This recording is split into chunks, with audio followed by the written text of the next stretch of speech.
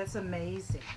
And then, so you outgrew that, and then Rochelle, so it's no longer just you in your van. Oh no. Now you've become an organization. You Yes. become a legitimate organization. Yes, after about the first year or two, we applied for our 501c3 nonprofit status.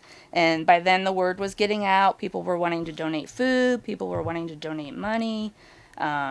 Businesses around town were offering to be donation drop off points for people that wanted to donate food. So it just really started taking off. Did you have any idea it would do this? Grow to that scale? I had no idea what to expect. I hoped that we could help as many people as possible.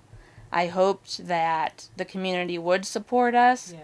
because I couldn't afford to do it for myself forever. And everybody just stepped up. Volunteers started knocking on our doors, donors were knocking on our doors, and it just blossomed into what it is today. Yes, the surrender rate definitely has gone down for the cost reason. Okay. People are not near as many people are surrendering their pets due to cost, which then of course impacts the euthanasia rate. From 2010 when we started until the numbers we just got from 2019, it has gone down 62%. So now you're a board member, and Rochelle, you came on board. Yes. Why and how did that happen? So This is Rochelle Watson, This is. Executive Director. probably May of 2019, I noticed, I think a board member had posted something that they had board positions open. And I really wanted to be involved in animal welfare in a, not so much a bigger way. I had been involved in animal welfare, but a more impactful way, in a way that maybe shaped policy or shaped some decisions moving forward in my community. And I saw a posting for a board member position with Fort Wayne Pet Food Pantry. And when I applied, a board member reached out and said that the director position may be coming up in the future. And we had known each other for a while, and to maybe just throw my hat in the ring if it was something that I could possibly do. And it really blew me away to be able to have that sort of opportunity. They chose me. How did you know that this was the organization for you? With your background and your skills, how did you know that it was the Pet Food Pantry? Sure. So I've been volunteering in animal welfare for several years, and the types of programs that I was drawn to was anything animal welfare, anything that helped the community as a whole. Either you're keeping pets at home with their families or you're reducing euthanasia rates.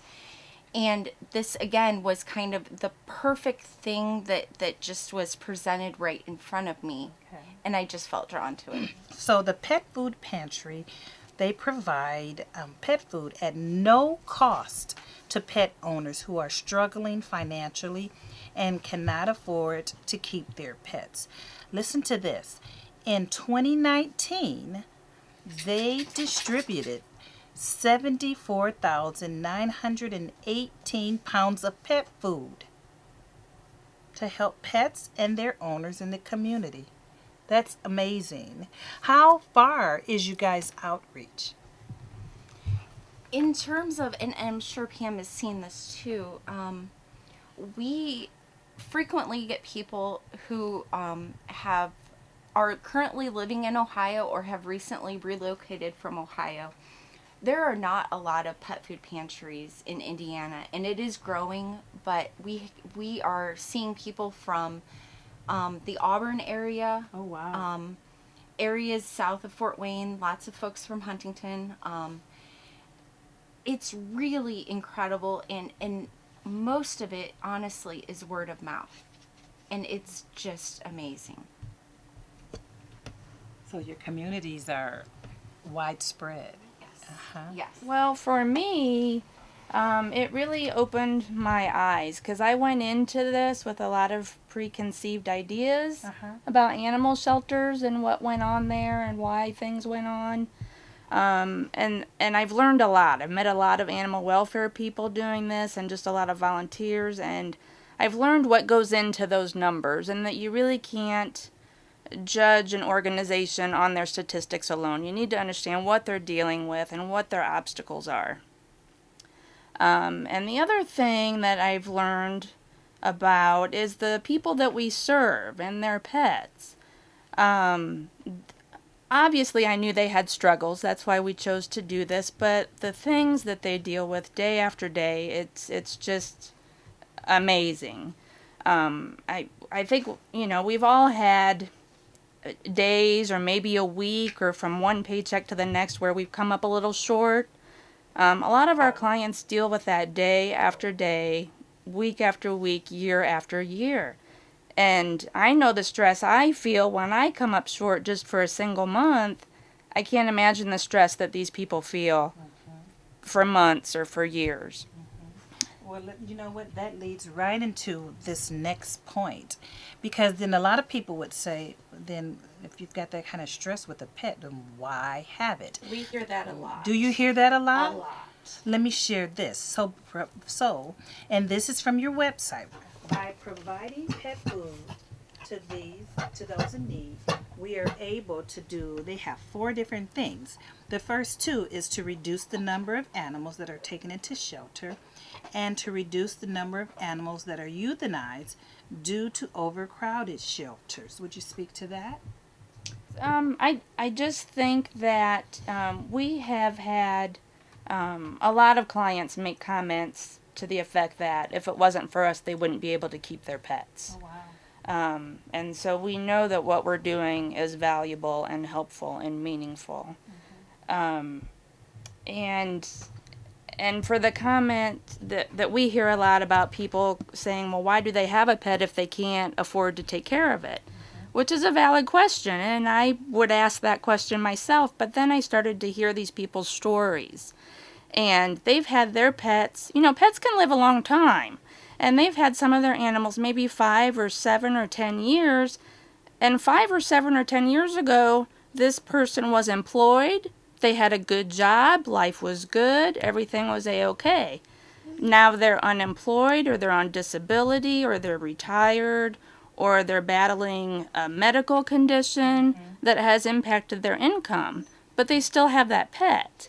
And so, who is to say that somebody should give up their companion? So, and that's how we view that, and so that's why we're here to keep that relationship going. And that's a family member, it's not just a pet. Absolutely.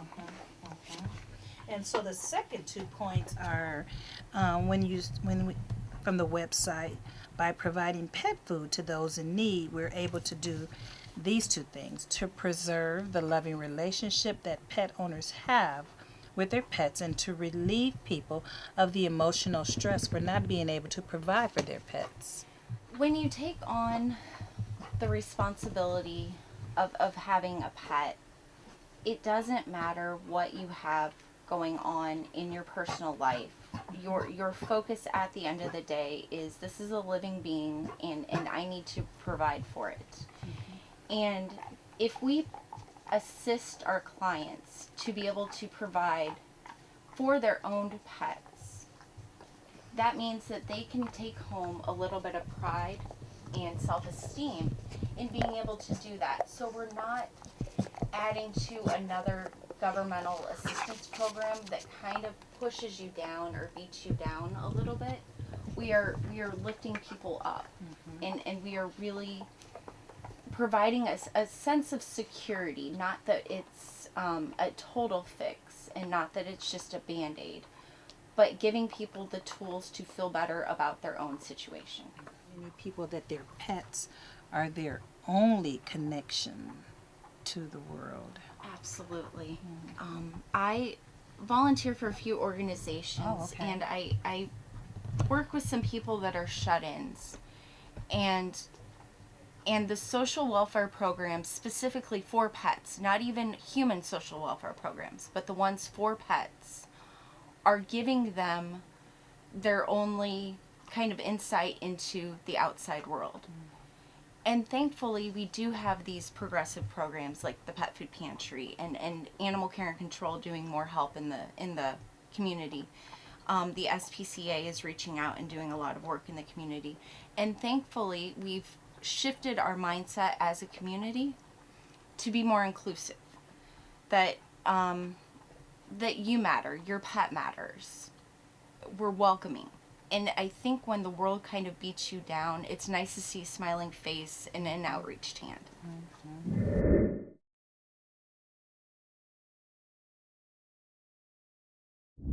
Get it right. Hounds and Heels, a pup prom. How did this concept start, and tell us about it. So I think we were kind of looking for a big fundraiser. Okay. Yes, we haven't really developed our own signature event yet. We keep experimenting with different things, trying to find what works, and this year we wanted to try something different again, and Rochelle came up with this idea, so since it's her idea, I'll let her elaborate on it. So Saturday, April 25th at the Cinema Center in Fort Wayne, we are doing from 7 to 10 p.m. a pup prom. You are welcome to bring yourself, bring a guest, or bring your pet, because some of us may have had a rough experience going to our own prom. And I know I did. Yeah, so let's pick a better date this time and bring your dog, or bring your best friend, I like or that. your mom. You Pick know? a better date. Yeah, pick a better date. You have a chance to kind of recreate that, but with a better experience. Okay. And you're helping, the dogs and cats in Fort Wayne. Abby will be at the prom. I think so. I think she will be. She always is up for a good night out, so. And she's a good girl. And is. we're kind of we're leaning towards the hope and the requirement that this is a dog friendly prom for friendly dogs. Okay. So, if you have a little fighter at home that likes to stir the pot, maybe leave them at home and just bring yourself. Yes, bring your pet. Bring the ones that are social with Yeah. social skills. Sure, That's what I've sure. heard people with pets say. Yeah. Well, they're very social. Has there been any experiences that you'd like to share with starting the Fort Wayne Pet Food Pantry, or? Oh gosh, there's so many. I mean, I remember shortly after we started, a client had left a voicemail on our answering machine later that day or that evening after she had been at a distribution. And she was thanking us because she was able to get some treats for her dog. She hadn't had any treats for her dog for months. And of course, at the time, it brought me to tears to hear that. But it's little things like that we take for granted that mean so much to somebody else. 6 years ago, I was in a near fatal car accident, and I broke my neck and my leg, and had a brain injury.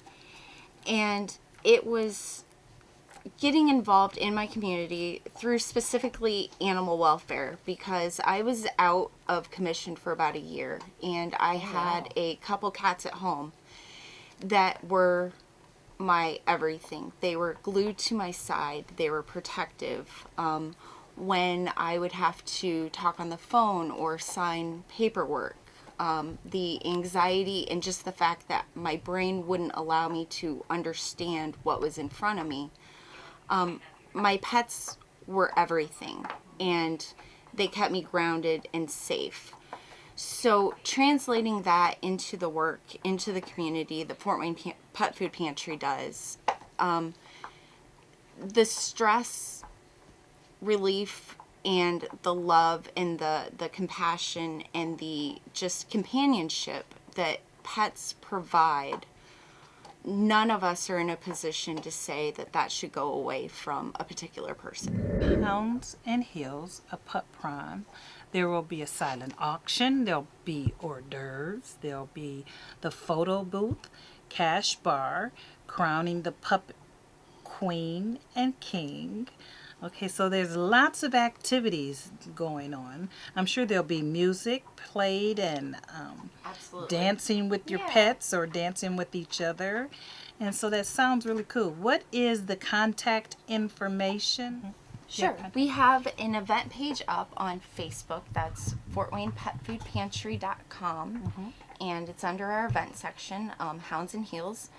And then info@FortWaynePetFoodPantry.com is our email.